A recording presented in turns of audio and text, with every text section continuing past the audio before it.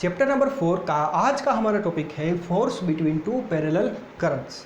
Suppose यहाँ पर हमारे पास कोई एक वायर है, ये एक स्ट्रेट वायर है हमारे पास जो कि इनफाइनाइट लेंथ की है, ठीक है, दोनों साइड में इनफाइनाइट लेंथ तक जाती है। अब इस वायर में से सपोज हम करंट पास करवाते हैं आई जितना। अब वायर यानी कि क्या हुआ, एक कंडक्टर हुआ। हमें क्या पता है कि जब भी कोई कंडक्टर में से करंट फ्लो करती है तो उसके आसपास कुछ मैग्नेटिक फील्ड बनता है। तो यहाँ पर भी ये कंडक्टर में से अगर करंट फ्लो होगी तो उसके आसपास भी कुछ मैग्नेटिक फील्ड बनेगा, और वो मैग्नेटिक फील्ड जो बनता है वो कैसा बनता है, वो एक्चुअली बनता है वायर के आसपास सर्कुलर लूप के शेप में। इसको आप ड्रॉ करना चाहो तो आपको कुछ ऐसा दिखेगा कि जब भी कोई वायर में से करंट फ्लो करती है तो उसका जो मैग्नेटिक फील्ड होता है वो ऐसे उसके आसपास ऐसे सर्कुलर लूप के शेप में बनता है।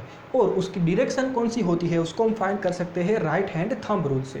हमारा जो राइट हैंड का थंब है उसको हम रखेंगे अगर करंट की डायरेक्शन में, फिर ये जो हमारी फिंगर से उसको हम कर्ल करवाएंगे तो जो फिंगर से वो जिस डायरेक्शन में कर्ल होगी यानी कि जिस डायरेक्शन में से घूमेगी वो हो जाएगी मैग्नेटिक फील्ड की डायरेक्शन। तो यहाँ पर हम देखें तो आई की डायरेक्शन में अगर हम थंब को रखें तो ये उंगलियां है यानी कि हमारी जो फिंगर्स है वो ऐसे अंदर की ओर जाती है, वही आपको दिखेगी, यानी कि इसका जो मैग्नेटिक फील्ड बनता है उसकी डायरेक्शन कैसी, ऐसे अंदर की ओर जा रही हो ऐसी। तो ये जो लूप है ऐसे वायर के आसपास ऐसे मूव करेगा, ठीक है। अब हमें क्या पता है कि कोई मैग्नेटिक फील्ड में अगर हम मूविंग चार्ज को रखते हैं तो वो मैग्नेटिक फील्ड की वजह से मूविंग चार्ज के ऊपर कुछ फोर्स लगता है। तो हमने क्या किया, यहाँ पर इस वायर के पास में एक और वायर ला के रख दी जो कि इनफाइनाइट लेंथ की ही थी, और इस वायर को हमने ये हमारी जो पहली जो वायर थी उसके पैरेलल में रखा।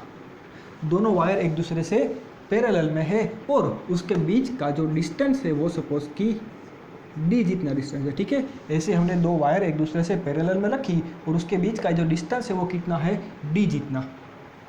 अब अगर हम मैग्नेटिक फील्ड में कोई चार्ज रखते हैं तो उसके ऊपर फोर्स लगता है। तो हमने क्या किया, ये वायर रखी और उसमें से हमने I जितना करंट फ्लो करवाया।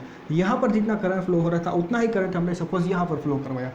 तो अगर एक चार्ज के ऊपर फोर्स लगता है तो करंट एक्चुअली क्या होता है, फ्लो ऑफ चार्जेस होता है। बहुत सारा चार्ज जब फ्लो करता है तो उसको हम करंट कहते हैं। तो अगर यहाँ पर कोई एक चार्ज के ऊपर फोर्स लगता होगा तो जब बहुत सारे चार्ज को फ्लो करवाएगा तो सभी चार्ज के ऊपर फोर्स लगेगा।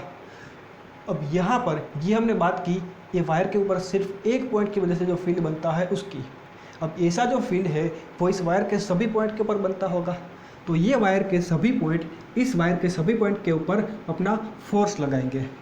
उसी तरह से सपोज ये वायर दोनों को मैं नाम दे दूँ, ये है वायर ए और ये है वायर बी।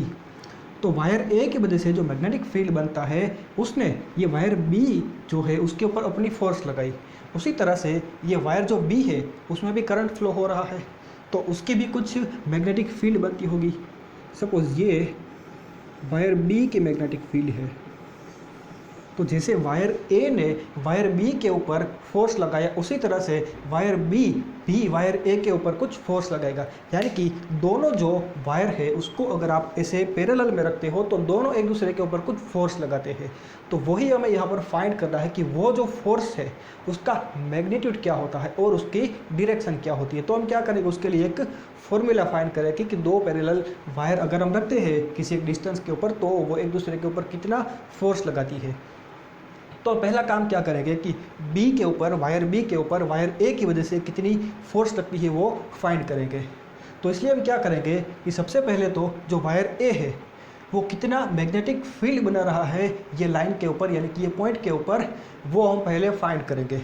तो हमने बायो-सावर्ट लॉ का यूज़ करके एक इक्वेशन डिराइव किया था कि कोई एक वायर होती है तो उसके पास में किसी एक पॉइंट के ऊपर जो मैग्नेटिक फील्ड होता है वो फाइंड करने का हमारे पास इक्वेशन है B = μ0 I divided by 2πr।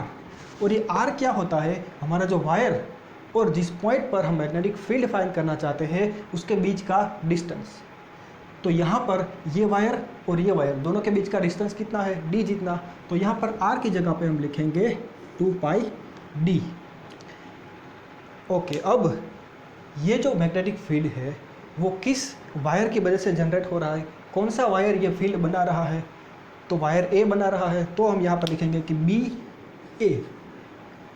और ये किस वायर के करंट की वजह से लग रहा है, तो आई, सपोज मैं इसको आई ए बोल दूँ, जो वायर ए का करंट है वो आई ए और वायर बी का करंट है वो आई बी है, तो वायर ए की वजह से फील्ड बनता है, तो यहाँ पर हम जो उसका करंट है वो किससे डिनोट करेंगे, आई ए से, ठीक है। तो ये हमारा इक्वेशन हो गया कि ये जो वायर ए है उसकी वजह से पहले तो कितना मैग्नेटिक फील्ड बनता होगा। अब मैग्नेटिक फील्ड के अंदर अगर हम किसी एक कंडक्टर को रखते हैं तो उसके ऊपर कितना फोर्स लगेगा, तो वो आपने स्टडी किया होगा टॉपिक नंबर 4.2.3 में, कि magnetic field on A current carrying conductor, उसका फॉर्मूला हमने वहाँ पर डिराइव किया था। वो कितना था कि force is equal to B I L. ये बी यानी कि मैग्नेटिक फील्ड, आई यानी कि करंट, और एल क्या होता है, वायर की लेंथ। अब देखिए ये एफ है वो किसके ऊपर लग रहा है, तो वायर ए की वजह से वायर बी के ऊपर कितना फोर्स लगता है वो हम फाइंड करना चाहते हैं, यानी कि फोर्स लग रहा है वायर बी के ऊपर। तो यहाँ पर हम लिखेंगे एफ बी, और किसकी वजह से फोर्स लग रहा है, तो फोर्स लग रहा है वायर ए की वजह से, तो हम बी ए से डिनोट करके देखिए हमने लिखा एफ बी ए। तो जिस वायर के ऊपर फोर्स लगती है इसको हम पहले लिखेंगे, और जिस वायर की वजह से फोर्स लगती है उसको हम बाद में लिखेंगे। तो इसको हम ऐसे बोलेंगे, force on wire B due to wire A, B के ऊपर ए के थ्रू जो फोर्स लग रही है उसको हम डिनोट करेंगे एफ बी ए से। इसको मैं यहाँ पर ऐसे लिख लेता हूँ कि force on B due to A. और इस वायर के ऊपर हम फाइंड करना चाहते हैं ये फोर्स को, तो यहाँ पर किस वायर के मैग्नेटिक फील्ड की वजह से फोर्स लगती है, तो वो लगती है ये वायर ए के मैग्नेटिक फील्ड की वजह से ही, इसलिए यहाँ पर जो बी है वो हो जाएगा बी ए। और जब हम फोर्स की वैल्यू फाइंड करते हैं तब यहाँ पर इस इक्वेशन में जो करंट लेते हैं वो किसके लेते हैं, तो जिस वायर में हम जो फोर्स है वो फाइंड करना चाहते हैं उस वायर में कितनी करंट फ्लो हो रही है उसका हम यहाँ पर आई लेंगे। क्यों, क्योंकि हम क्या फाइंड करना चाहते हैं कि हमारे पास जो चार्ज है उस चार्ज के ऊपर कितनी ये फील्ड की वजह से कितनी फोर्स लगती है, तो चार्ज यानी कि ये करंट हुआ। तो जिस वायर में हम फोर्स फाइंड करना चाहते हैं उस वायर के करंट का हम यहाँ पर यूज़ करेंगे, तो ये आई है उसकी जगह पे क्या जाएगा, आई बी आ जाएगा। तो इक्वेशन हो जाएगा आई बी इंटू एल। अब बी ए की वैल्यू आप यहाँ अगर रखोगे तो ये हो जाएगा F B A is equal to magnetic field जो ए की वजह से बनता है वो है mu zero I A divided by 2 pi D into I B और एल। ये मैं मिटा देता हूँ, ठीक है। तो इसको आप ऐसे भी लिख सकते हो कि F B A is equal to mu zero I B divided by 2 pi D into L. अब ये बात क्या हुई कि वायर बी के ऊपर वायर ए की वजह से कितनी फोर्स लगती है। अब जैसी वायर ए ने वायर बी के ऊपर फोर्स लगाई उसी तरह से ये बी में भी जो मैग्नेटिक फील्ड बनता है उसकी वजह से वायर ए के ऊपर भी फोर्स लगेगी। तो आप अगर ये सेम कैलकुलेशन करोगे तो आप पाओगे कि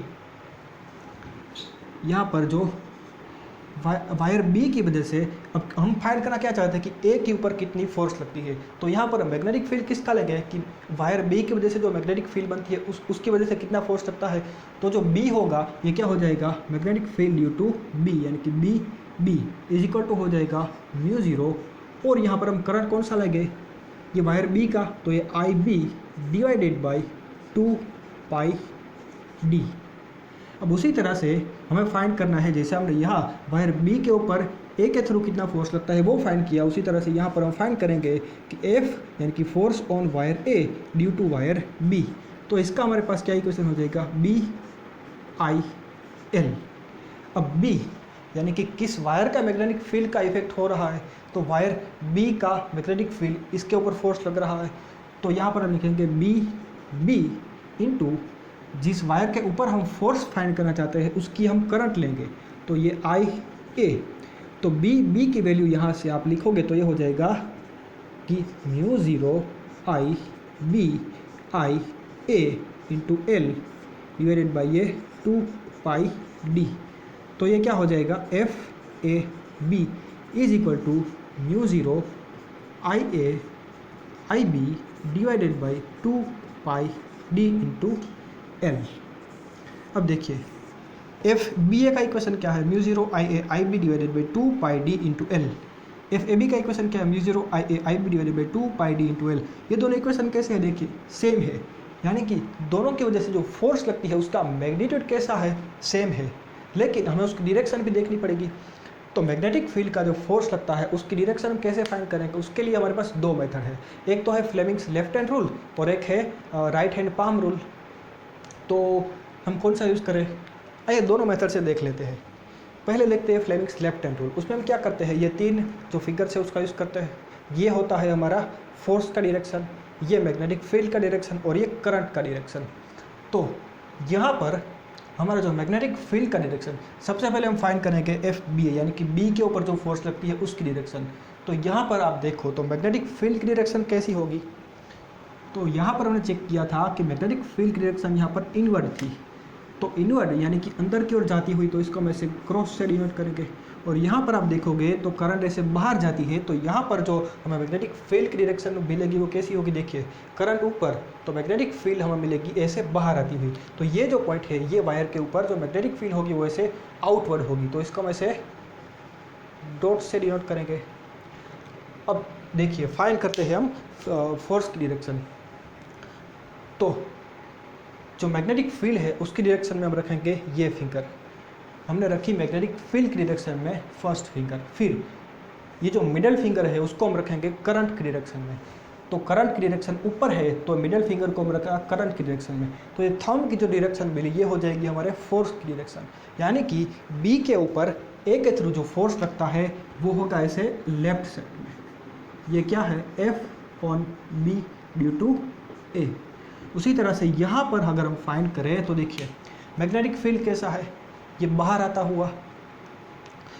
तो मैग्नेटिक फील्ड यानी कि ये फिंगर हमने बाहर आती हुई रखी। फिर करंट कैसा जाता है, ऊपर जा रहा है, तो हमने ये उंगली को हमने ऐसा कर दिया।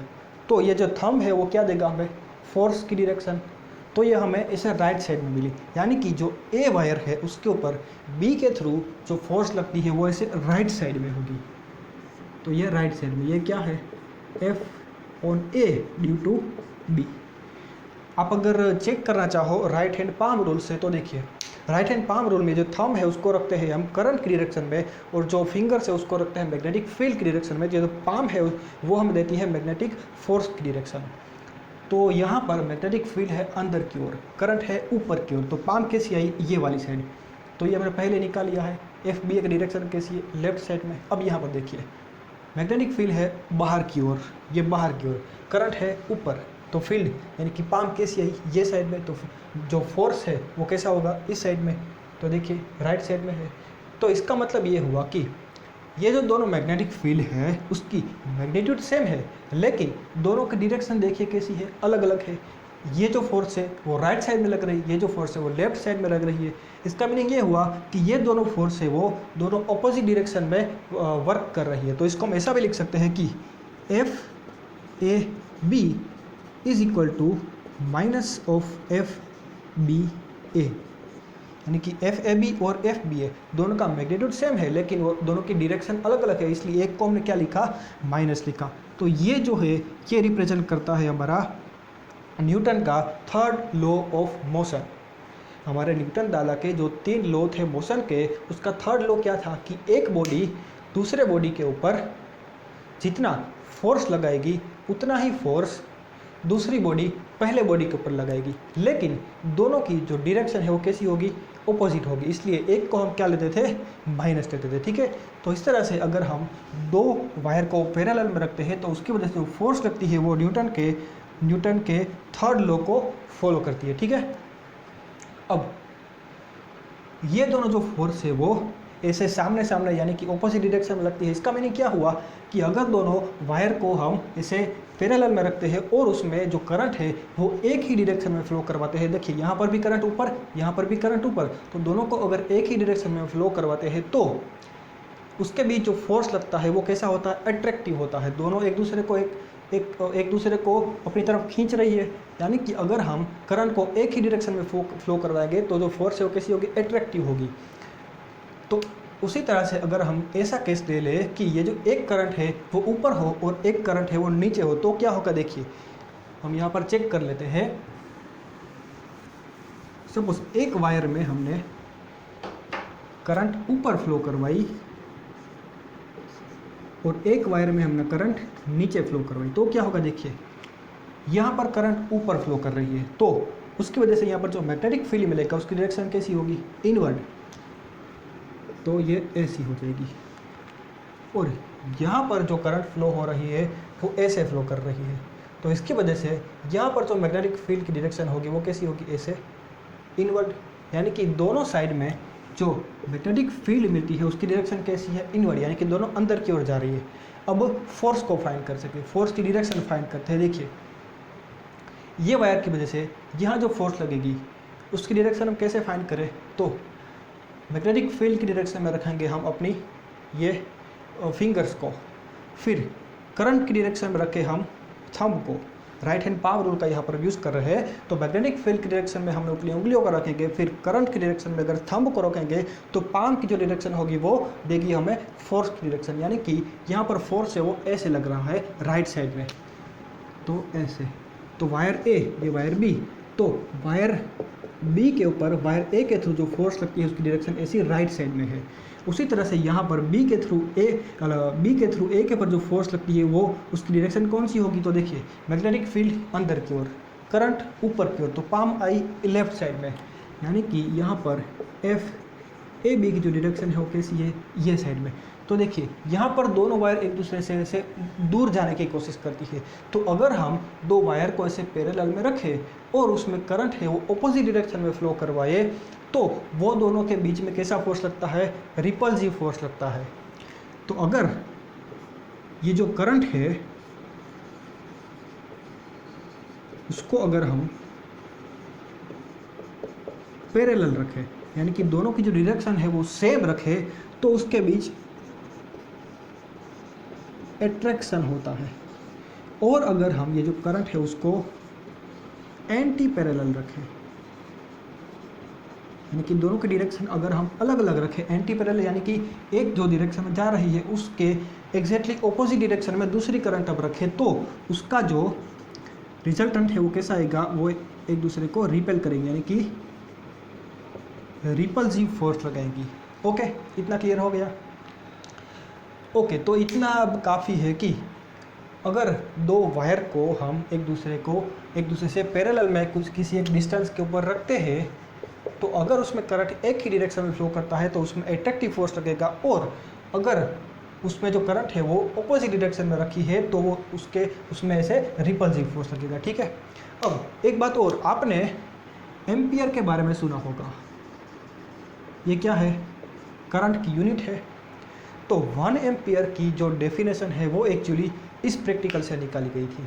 तो अब हम सीखेंगे कि 1 एम्पियर की जो डेफिनेशन है वो किस तरह से ये एक्सपेरिमेंट से बनाई गई थी। उससे पहले एक बात और यहाँ पर जान लीजिए कि ये इक्वेशन में ये जो L है, L ये क्या है, लेंथ ऑफ द वायर। लेकिन यहाँ पर हमने जो वायर कंसीडर करी थी वो कैसी थी, इनफाइनाइट लेंथ की। तो हम क्या करते हैं, हमें लेंथ के बारे में कुछ पता नहीं है, तो हमने क्या किया कि लेंथ को हमने यहाँ पर रख दिया। तो इक्वेशन हमारा कुछ ऐसा हो जाएगा कि F B A divided by L is equal to mu zero I A I B divided by 2 pi D. ये एल यहाँ से चला जाएगा क्योंकि हमने यहाँ पर भेज दिया। ठीक है। तो ये जो हमें मिला ये एफ बी ए यहाँ मैं लिख लेता हूँ, ठीक है, ताकि आपको कंफ्यूजन ना हो।